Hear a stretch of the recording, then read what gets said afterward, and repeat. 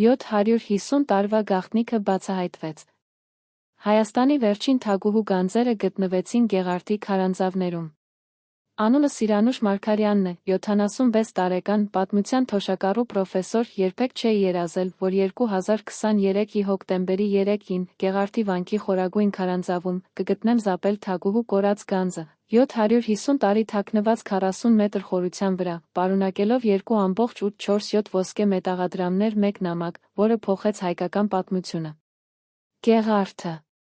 ՆՍԿ-ի համաշխարհային ժառանգության վանք, 13 կմերանից, քարում փորագրված 4 սրտդարից։ Ես այցելել եմ Գեղարդ 200 անգամ իմ կարիերայի ընթացքում։ Բայց 2023-ի հոկտեմբերի 3-ին տեսա ինչ-որ բան նոր։ Էր վանքի ամենախորը կտրվածքը, ավազանային քարանձավը։ Հայտնի է իր ժայռային աղբյուրով։ Բայց այդ օրը, երբ արի լույսը դիպավ որոշակի անկյունով, ժամը 14:37-ին, տեսա ստվերային անկանոնություն քարային պատի վրա։ Ինչ-որ բան, որ չպետք է լիներ այնտեղ։ Մոտեցա։ Դիպավ քարին։ Սառը, խոնավ, բայց փոքր փոս։ 10 սմխոր, լցված հին շաղախով։ Շաղախը սեր, հին, 700 տարեկան։ Դանակով հեռացրի շաղախի մի մասը։ Քարի հետում էր փոքրիկ անցք։ Սիրտս սկսեց արագ զարկել։ Հեռախոսեցի իմ նախկին ուսանող Արթուրին, 42 տարեկան, միջնադարյան ճարտարապետության մասնագետ։ Նա ժամանեց 40 րոպեում։ Միասին հեռացրինք ավելի շատ շաղախ։ Հայտնաբերեցինք փոքրիկ դուռ, 60-80 սմ, քարով կապված մետաղական շրջանակով։ 2 ժամ դրսի հետ պայքարելուց հետո բացեցինք դուռը։ Հետում էր ուղեցույց։ Նեղ թունել, 80 սմ լայնությամբ, իջնող սխավարում։ Լապտերներով քայլեցինք։ Թունելը իջնում էր 40 մետր, 65 աստիճաններով, քարում փորված, նեղ, դժվար։ Ներքում հասանք փոքրիկ խցի։ 3-4 մետր։ Ամբողջովին քարից։ Ջրի ձայներ լսվում էին պատերից հետում։ Խցի կենտրոնում էր սեղան։ Քարե սեղան, 1x1, 5 մետր։ Վրան 3 առարկաներ։ Առաջին, փայտե արկղ։ 40 սմ խորանարդ, փչացած, խոնավությունից վնասված, բայց դեռ ամբողջական։ Բացեցի արկղը։ Ներսում, ոսկի։ 2.87 ոսկե մետաղադրամներ։ Կուտակած խնդրով, յուրաքանչյուրը 4-5 գրամ։ 12-8 կգ ոսկի ընդհանուր։ Մետաղադրամները ունեին պատկերներ, խաչեր, արքայական զինանշաններ, հայերեն գրություններ։ Երկրորդ, ոսկե կախազարդ։ 15 սմ երկարությամբ, ծանր, քանդակված արի խորհրդանիշով։ Հայկական արքայական ոճ, 13 հրդար։ Երրորդ, նամակ։ Մագաղաթ, պատրաստված բանջարաքաղցի կաշվից, պահպանված կատարյալ, չորություն քարանձավում պաշտպանել էր դրան։ Գրված գրաբարով։ Ձեռնոցներով բացեցի մագաղաթը։ Առաջին տող։ Ես, Զապել, Հայաստանի վերջին ազատ թագուհին, մայիսի 17, 1273 թվականին, թաքցնում եմ այս գանձը Գեղարդի սրբազան քարանձավում։ Մոնղոլները գալիս են։ Մեր ազգը ընկնում է։ Բայց այս ոսկին պատկանում է Հայաստանին, ոչ օտար իշխանություններին։ Թող այն սպասի։ Թող ինչ-որ մեկը գտնի, երբ Հայաստանը կրկին ազատ է։ Զապել։ Զապել թագուհին։ 1273 թվական։ Ճիշտ 750 տարի առաջ։ Սառեցի։ Զապելը։ Ես գիտեի պատմությունը։ Զապել Զաքարյան, 1220-ից մինչ 1285, Սյունիքի Արցախի իշխուհի, վերջին ուժեղ հայ իշխուհին մինչ մոնղոլների ներխուժումը։ Նա կառավարում էր երկրում, երբ մոնղոլների կայսրությունը սկսեց արմուտք ընդլայնվել։ 1270-ականներին Հայաստանը անկավ մոնղոլական վերահսկողության տակ։ Զապելը գիտեր, որ վերջն էր գալիս։ Ուստի նա թաքցրեց արքայական գանձը։ Մագաղաթը շարունակվում էր 4 էջ։ Զապելը բացատրում էր ամեն ինչ։ Էջ 1, գանձի ծագումը։ 2.87 ոսկե մետաղադրամները հավաքվել են 3 սերունդների կողմից։ Իմ պապիկը, Իվանե Զաքարյանը, հավաքեց 1,000 մետաղադրամներ իր կառավարման ժամանակ 1227։ Իմ հայրը Շահնշահը հավաքեց 900, 1227, 1261։ Ես հավաքեցի 947, 1261, 1273։ Յուրաքանչյուր մետաղադրամ ներկայացնում է հարկեր, որոնք մենք հավաքեցինք արդարորեն։ Ոչ թե շահագործությունից, այլ բարեկարգ կառավարումից։ H2. Ինչու Գեղարդը։ Ընտրեցի Գեղարդը, որովհետև այն ամենասրբազան վայրերից մեկն է Հայաստանում։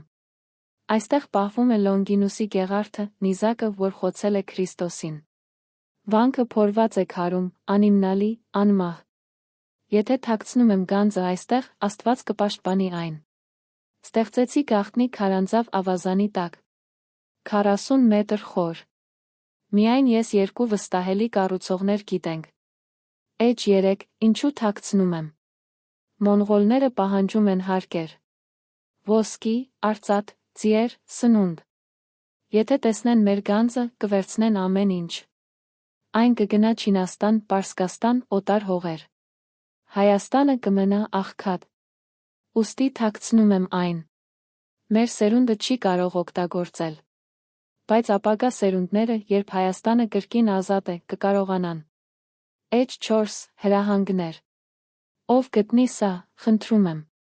Օգտագործիր ոսկին Հայաստանի համար։ Կառուցիր դպրոցներ, որ երեխաները սովորեն։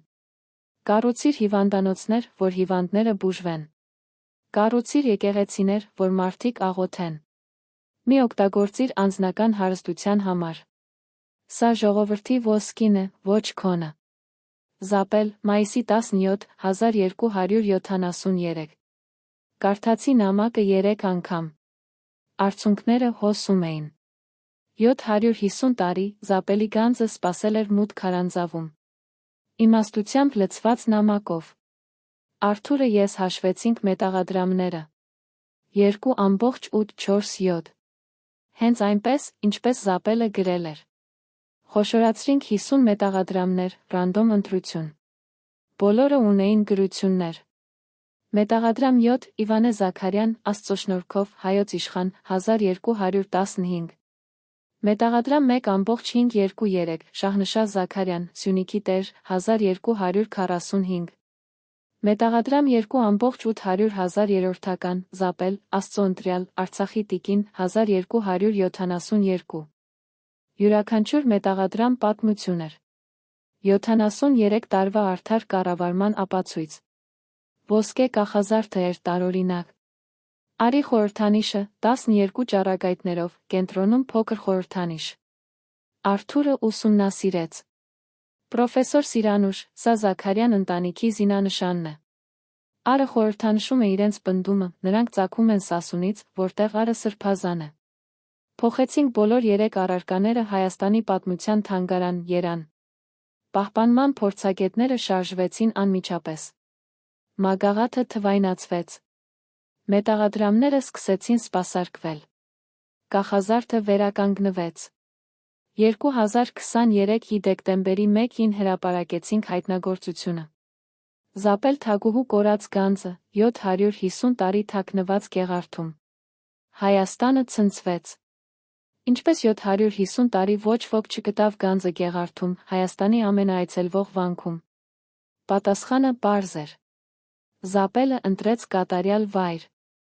Ավազանային քարանձավը միշտ լցված էր ջրով, ստորգետնյա աղբյուր։ Ջուրը թաքցնում էր մուտքի անկանոնությունը պատին։